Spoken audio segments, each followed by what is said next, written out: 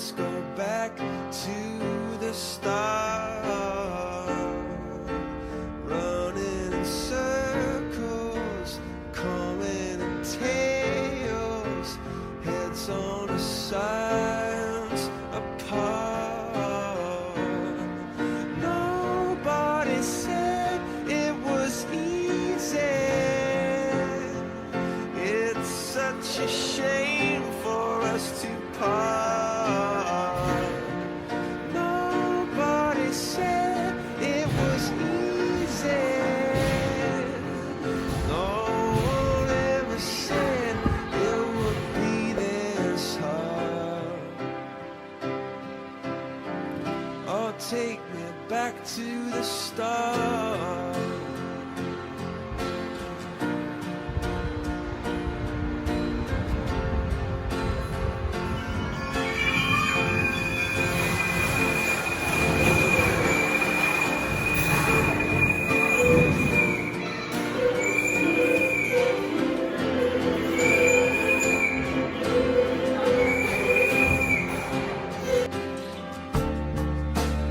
I was just guessing at numbers and figures, pulling the puzzles apart. Questions of science, science of progress, did not speak as loud as my heart. Tell me you love me. Come back home with rush to the start. Running in circles, chasing tails, coming back as we are. Nobody said it was easy. Oh, it's such a shame for us to part. Nobody said it was easy. No one ever said it would be so hard. I'm going back to the start.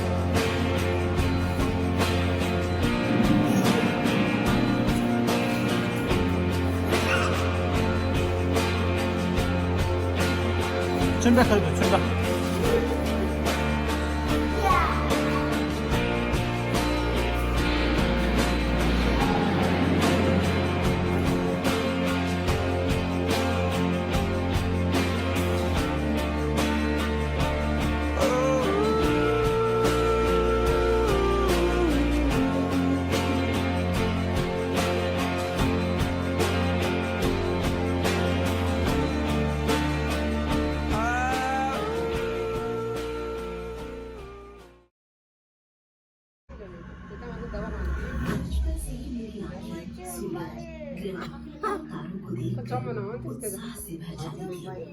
मगर चांद ने हमेशा ही मेरी कल्पनाओं को सबसे ज्यादा अपनी ओर खींचा है। पृथ्वी का इकलौता प्राकृतिक उपग्रह होने की वजह से चांद विशाल अंतरिक्ष में अकेला रहता है। अनेक गड्ढों से भरी इसकी सतह ब्रह्मांडीय उग्रता की कहानी बयां करती है। महान खगोल शास्त्री गैलीलियो ने एक बार कहा था, चांद को निहारना एक अत्यंत सुंदर और सुखद दृश्य है। करीब 27 दिनों के चक्र में चांद हर दूसरे दिन अपने रूप, आकार और स्थिति को बदलता रहता है। ऐसा इसीलिए होता है क्योंकि चांद गोलाकार कक्षा में नहीं बल्कि 5.15 डिग्री के कोण पर झुकी हुई अंडाकार कक्षा में घूमता है। यही झुकाव और कक्षा का अंडाकार आकार चांद को पूरे महीने में अपना आकार बदलता हुआ और ऊपर नीचे डगमगाता हुआ दिखाता है। सूर्य, पृथ्वी और चंद्रमा के बीच जटिल तालमेल ग्रहण नामक खगोलीय घटना को जन्म देती है। सूर्य ग्रहण के दौरान चंद्रमा सूर्य और पृथ्वी के बीच आ जाता है, जिससे हमारी पृथ्वी पर एक अस्थायी छाया बनती है। लेकिन चंद्रमा की कक्षा 5.15 डिग्री झुकी होने के कारण ये सूर्य ग्रहण हर बड़े नहीं होता। दूसरी ओर जब पृथ्वी सूर्य और चंद्रमा के बीच आ जाती है तब पृथ्वी अपनी छाया चंद्रमा पर डालती है जिससे वो काला या लाल रंग का हो जाता है। ये घटना चंद्र ग्रहण कहलाती है।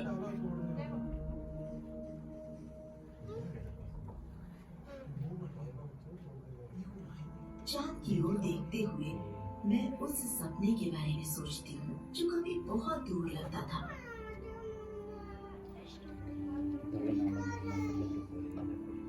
आज वो सपना मेरे हर कदम के साथ साकार होता जा रहा है।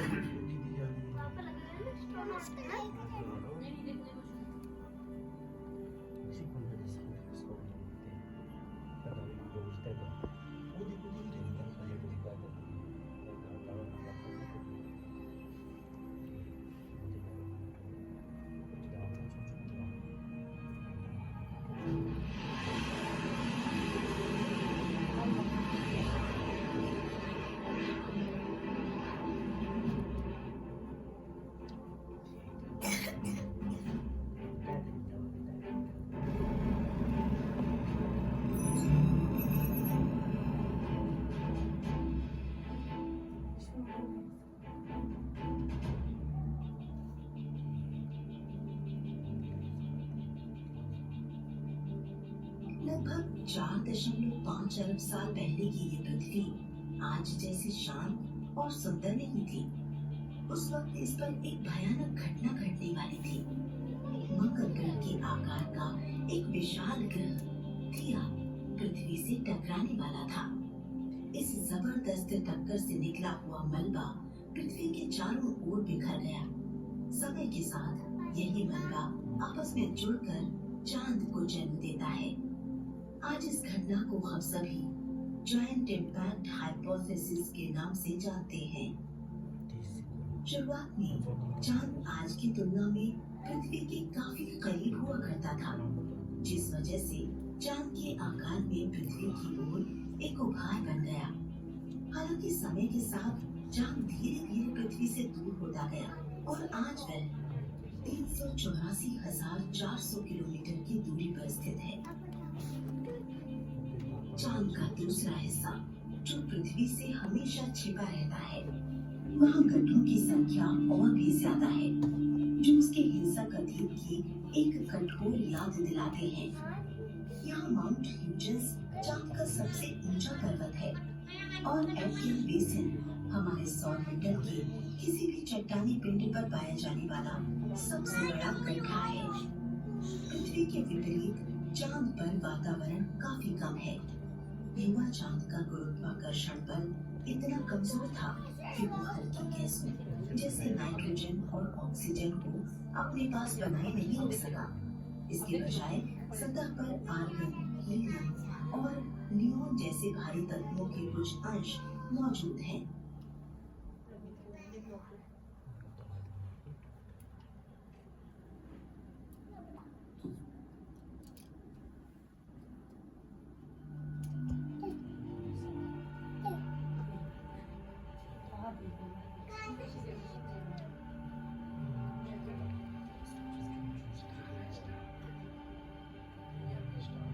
सदियों से हम चांद को निहारते आए हैं और अब मैं उन चुनिंदा लोगों में शामिल होने जा रही हूँ जिन्होंने इसकी सतह पर कदम रखने का अनुभव प्राप्त किया।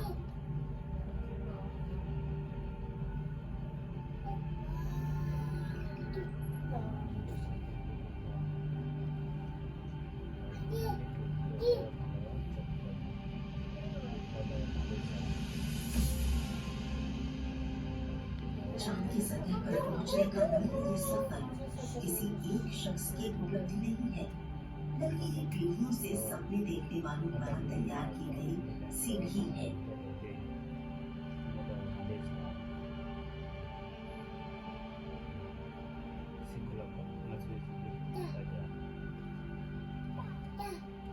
ये सिलसिला 1959 में शुरू हुआ जब सोवियत संघ द्वारा लॉन्च किया गया लूना 2 प्रोब सबसे पहले चांद की सतह को छूने में सफल रहा। उसके जरिए हमें चांद की धुंधली तस्वीरें और महत्वपूर्ण वैज्ञानिक आंकड़े मिले। 1966 में लीवा 9 ने चांद पर पहली सफल लैंडिंग की। फिर आया पहला मानव युक्त मिशन अपोलो 8। इसने चांद का 3 बार चक्कर लगाकर मानव जाति को पहली बार चांद की पूरी सतह की झलक दिखाई। 1969 में अपोलो 11 के अंतरिक्ष यात्री नील आर्मस्ट्रॉन्ग और बज एल्ड्रिन ने चांद पर पहला इंसानी कदम रखा। जापान और चीन जैसे अन्य देशों ने भी 2007 में लॉन्च किए गए अपने अंतरिक्ष यान कागुया और चांद-1 के साथ इस वैश्विक प्रयास में शामिल हुए। भारत ने भी अपने चंद्रयान मिशनों के साथ महत्वपूर्ण योगदान दिया है। 2008 में चंद्रयान 1 ने चांद पर बर्फ के रूप में पानी के पहले प्रमाण प्रदान किए। इसके बाद 2023 में लॉन्च किया गया चंद्रयान 3 चंद्रमा के दक्षिणी ध्रुवीय क्षेत्र में उतरने वाला पहला अंतरिक्ष यान बन गया। चांद सिर्फ एक खूबसूरत खगोलीय पिंड नहीं है, बल्कि संभावित रूप से बहुमूल्य संसाधनों का भंडार है। चांद की अधिकांश चट्टानों में लगभग 40% ऑक्सीजन पाया जाता है। यहाँ बर्फ की मौजूदगी भी एक महत्वपूर्ण खोज है। इस बर्फ को ईंधन के रूप में या जीवन रक्षक प्रणालियों के लिए इस्तेमाल किया जा सकता है। इसे प्रबंधक के रूप में भी इस्तेमाल किया जा सकता है या हाइड्रोजन और ऑक्सीजन जैसे घटकों में तोड़ा जा सकता है।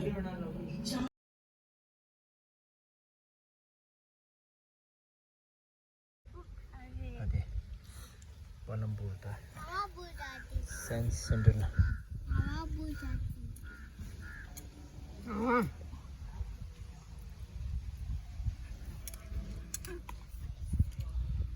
Sen de déjà. Ah. Sen de déjà déjà. Yana ma samari çözülsün. Ekran da dişe mazane, muzla peyni mazla. Buraya bıçak mazane kapıda kalıyor.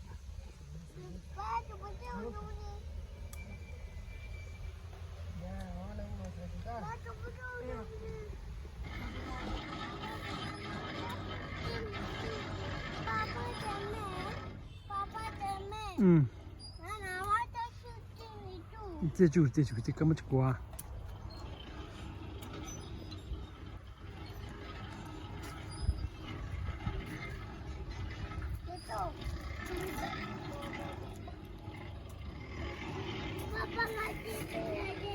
Ah, biar aku.